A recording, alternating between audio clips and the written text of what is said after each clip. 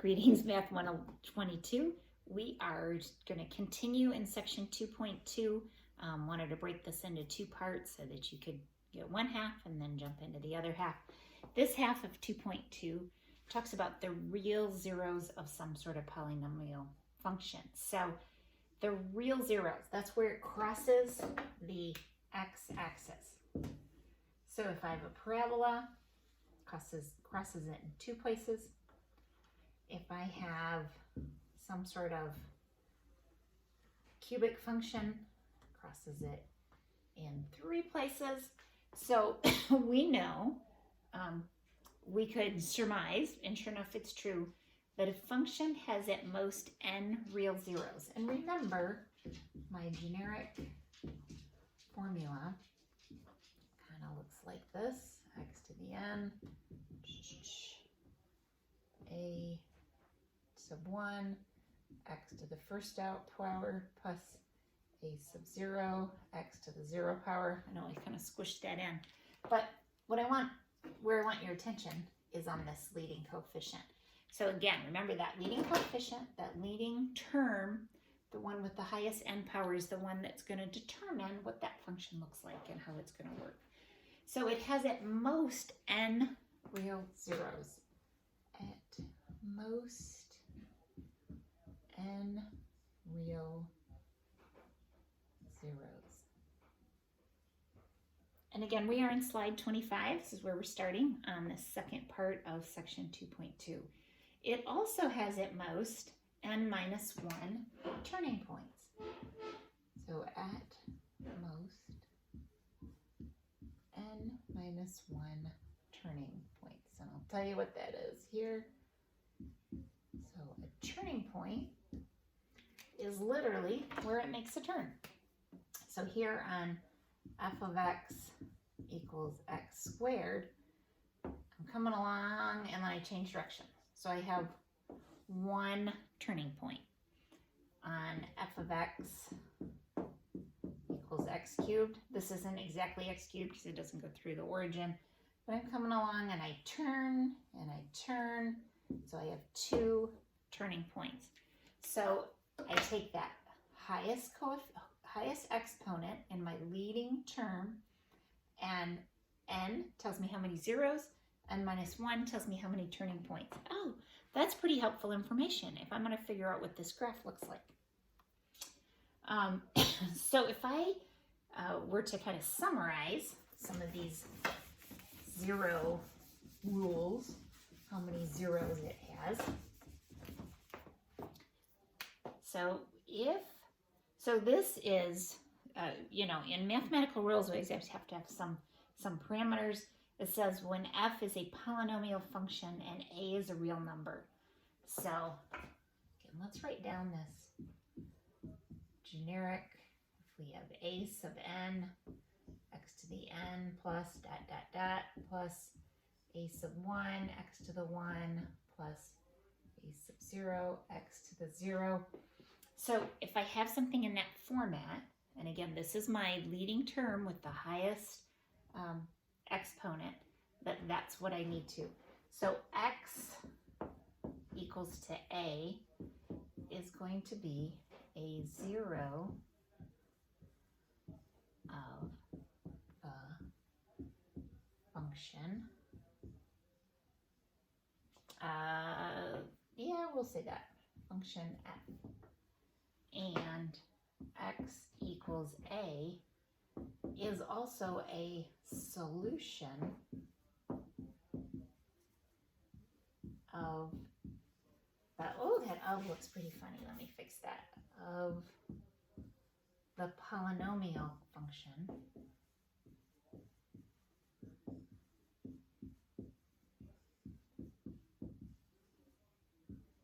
So I'm evaluating it when y is equal to 0. That's what it means when f of x equals to 0. I also know that x minus a is a factor. So pull out your factoring skills. A factor, my writing skills here, factor of the polynomial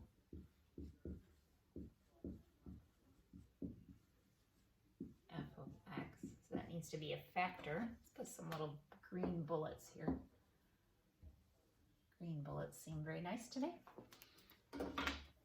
I also know that this point, a comma 0, so if f of x is equal to 0, that's when y equals 0, the point a comma 0 is an x-intercept of the graph of f. All right, so a comma 0 is an x-intercept of this graph of f. So just those are some ground rules. So if we want to find all the real zeros of f of x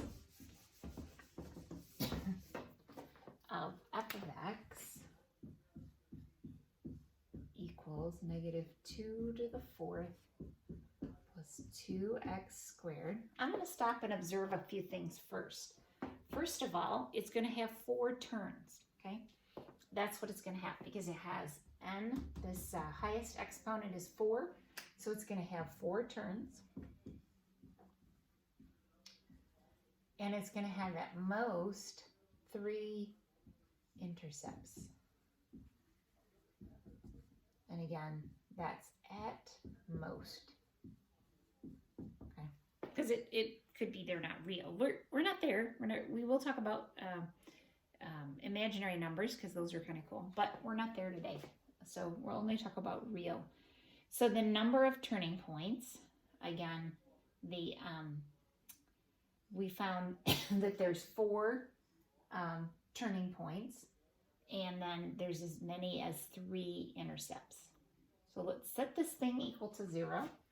So if 0 equals negative 2x to the 4th plus 2x squared, in order to factor this, I'm going to look and see what can I take out of this. So if I can factor out, I'm going to pull out a negative 2 and an x squared. So I have x squared left. Remember I factored out a negative, so you got to watch your sign. Minus 1. So I'm on slide 28 if you're following along. So negative 2x squared times x squared minus 1. Let's see how this factors. I'm going to put that in a parentheses. So I know this happens to be a special. I could do whatever your favorite factoring, guess and check, AC method, whatever you like. You might have rewritten it like this, x squared plus 0x minus 1. That may look a little bit more like something you could factor, but you also might remember this special situation. It's called the difference of squares. So x is squared and 1 is squared. Difference means this negative sign. So if I have x minus 1 times x plus 1, that's my factored polynomial. So it's completely factored. Now I set each of these terms equal to 0.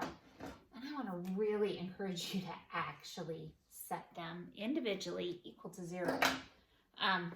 If you're really comfortable with this, you can do that. You can skip that step.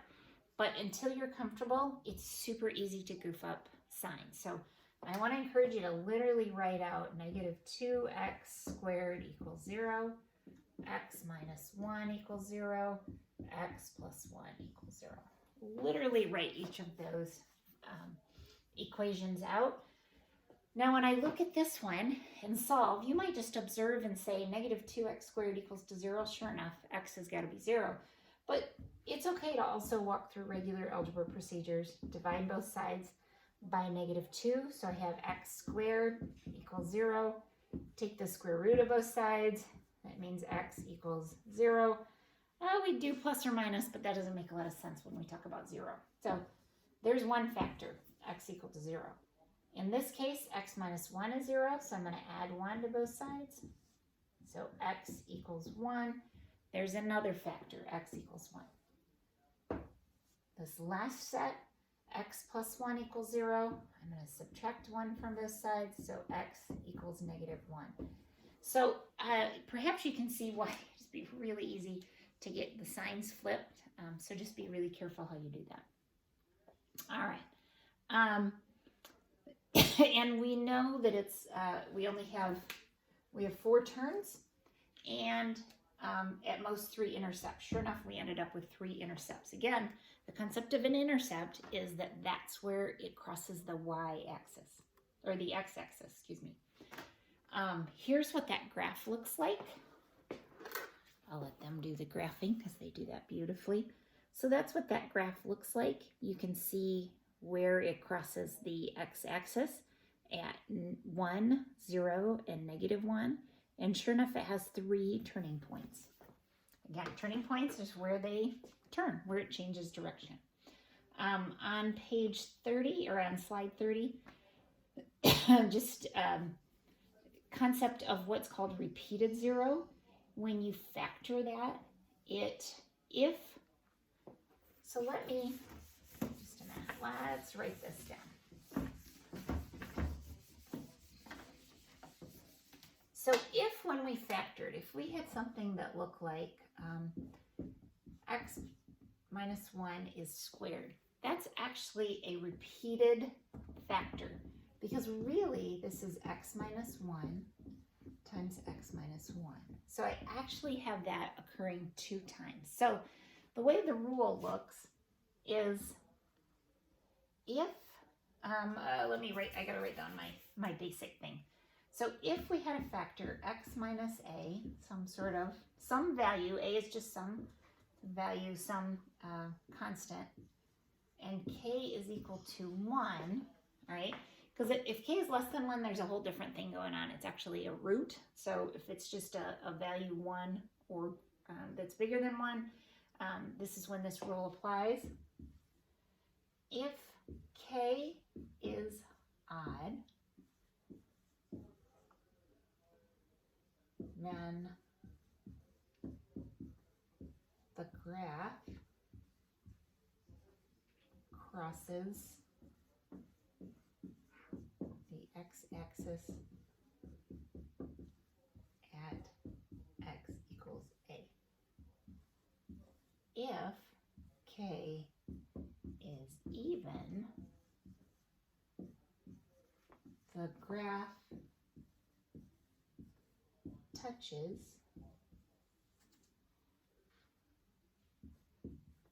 the x-axis,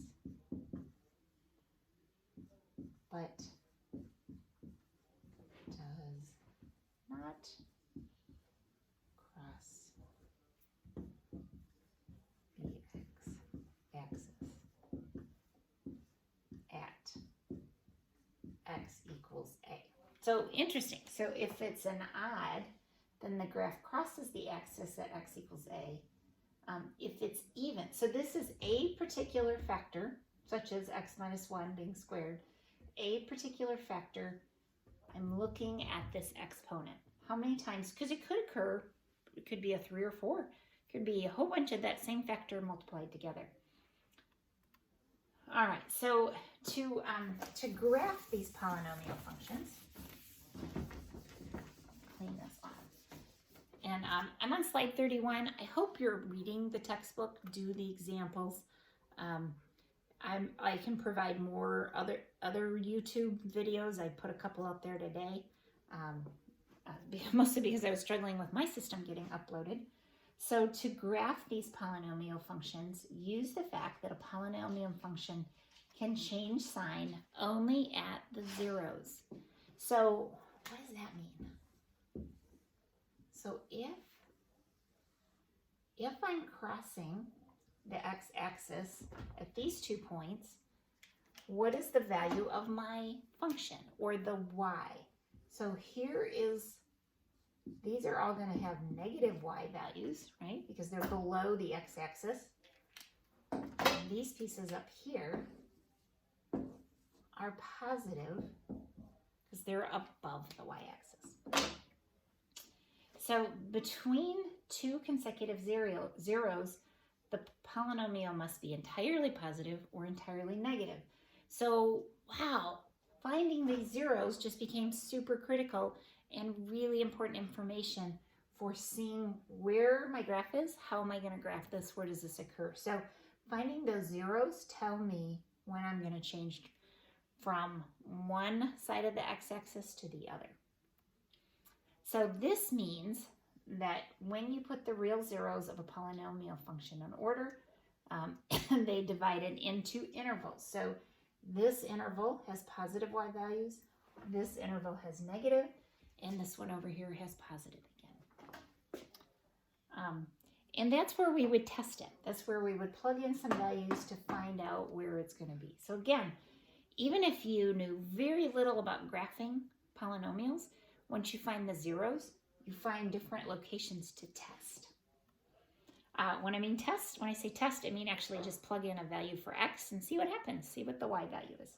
All right, intermediate value theorem. So what the intermediate value theorem is, in an algebraic sense, is that if I have, let's see if I can draw their same. If I have,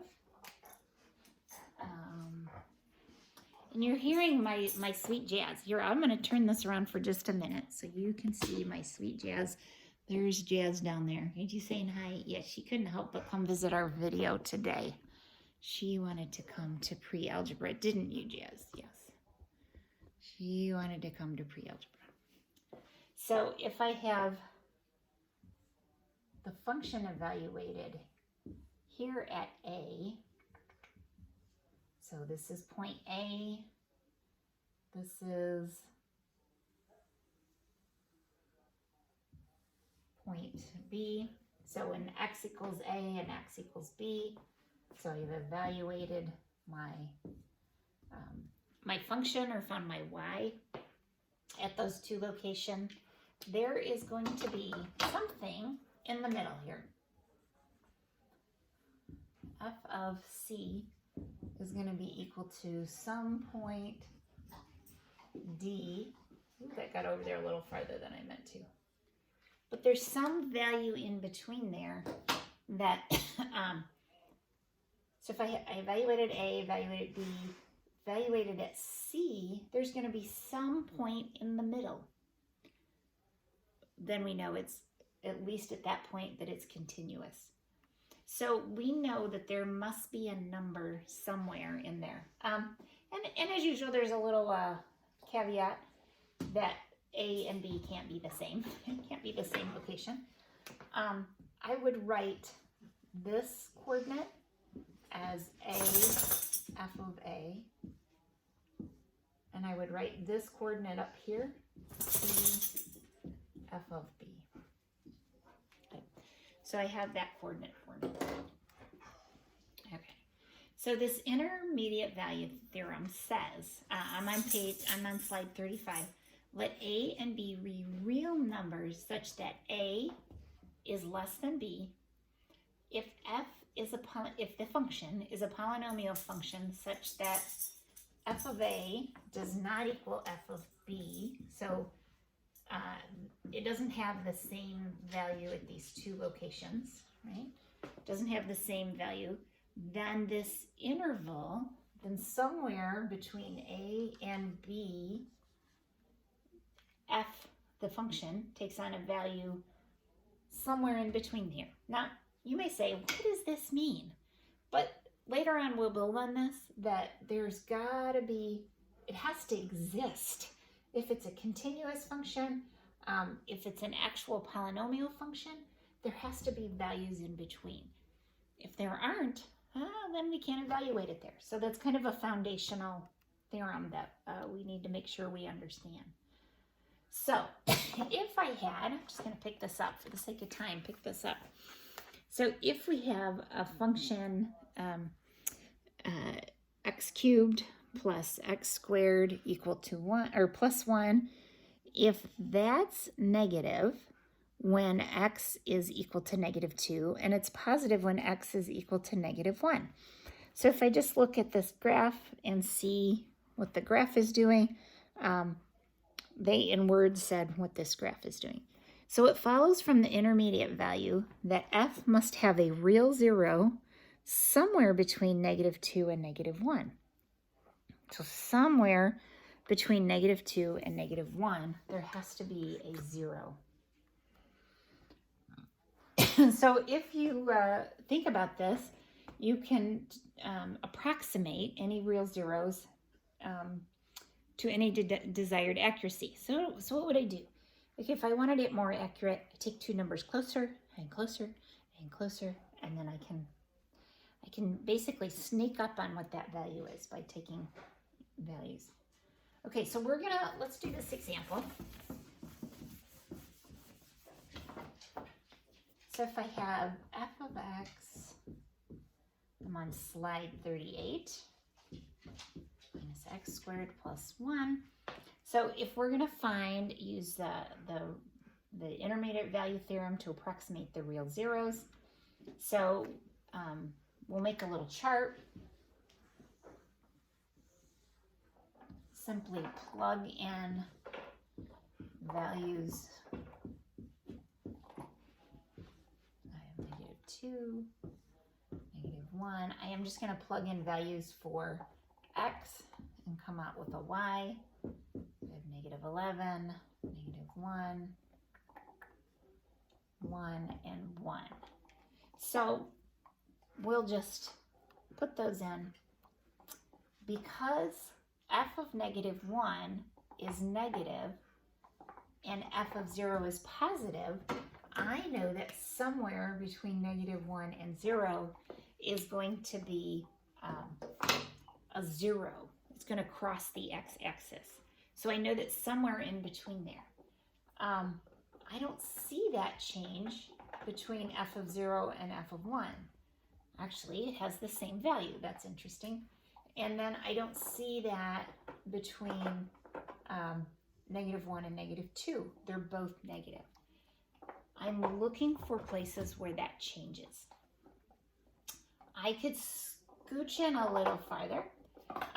What if we evaluated at f of -0.8, and I found that it was -1.52, and f of -0.7.